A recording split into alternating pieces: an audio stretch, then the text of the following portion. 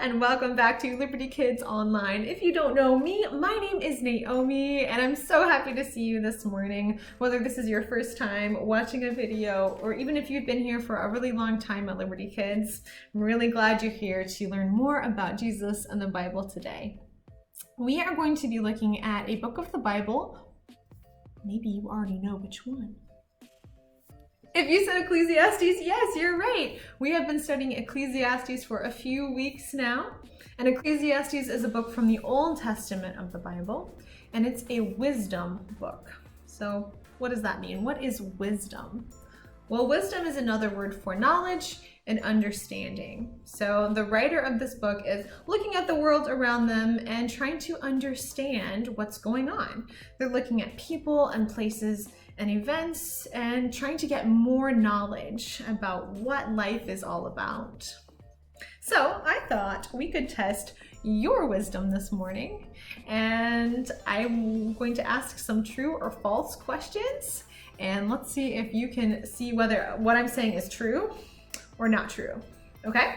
So, first question is this. Elephants are the largest land mammals. True or false? What do you think? If you said true, you are right. Yes, elephants are the largest, the biggest land mammals. Now, second question. The earth is flat. Yes or no? No, that one's not true. The earth is round like a globe. All right, you doing okay so far? Two more questions. Lightning never strikes the same place twice. True or false? That one's actually false too. Maybe you've heard people say that before, but it's not true. Lightning can actually strike in the same place more than once. Okay, last question. True or false? The Earth is at the center of the solar system. If you said false, you are right. Of course, the sun is at the center of the solar system. How'd you do? Did you get some answers right?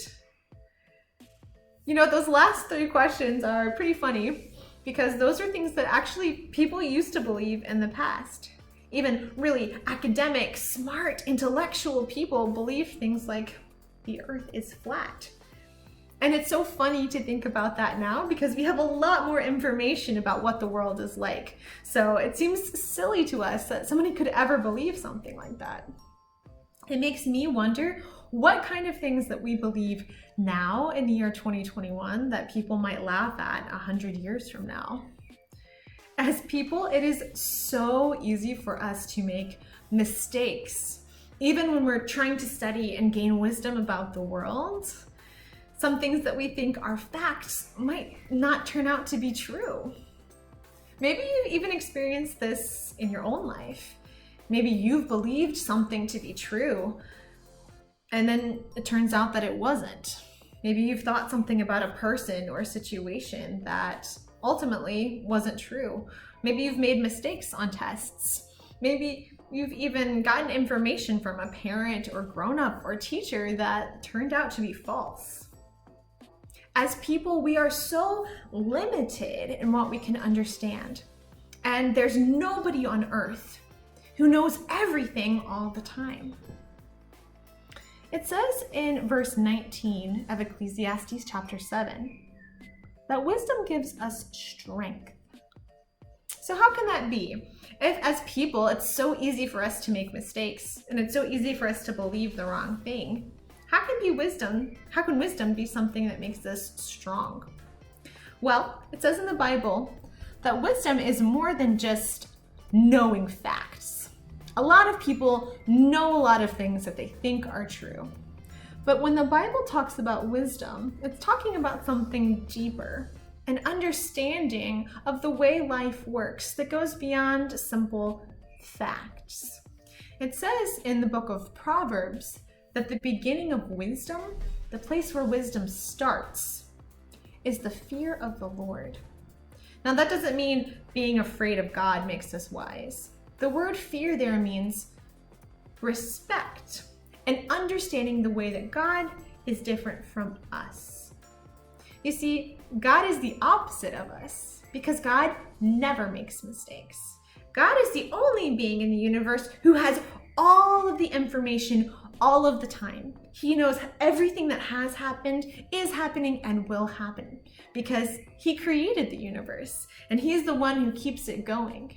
He has a plan for everything that's happening. And so when we fear God, it means that we understand how big and wise he is, and that shows us how small and unwise we are. And if we want to grow our wisdom, the first thing that we need to do is try to understand God and who he is and what he wants from us. And instead of looking for wisdom in the world around us and listening to what other people say, we need to be always listening to God, who is the true source of wisdom. It also says in the book of Ecclesiastes that not only is no one on earth wise, but there's also no one who does good all of the time. No matter how hard we try, there is no one who lives a perfect life and never sins. Ecclesiastes tells us that there is no righteous man on earth who does good and never sins. So not only do we make mistakes in the way that we think, but we also make mistakes in the way that we do.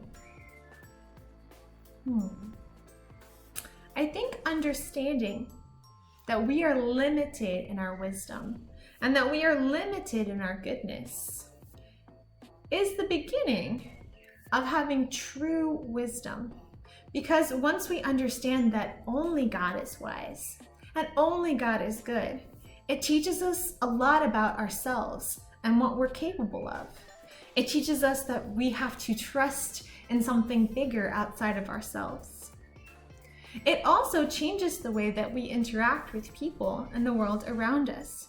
Because once we stop expecting people to be perfect, and we understand that everyone is limited in the information and wisdom that they have, and is limited in the goodness that they have, and that everyone is going to make mistakes sometimes, it changes the way that we think about people.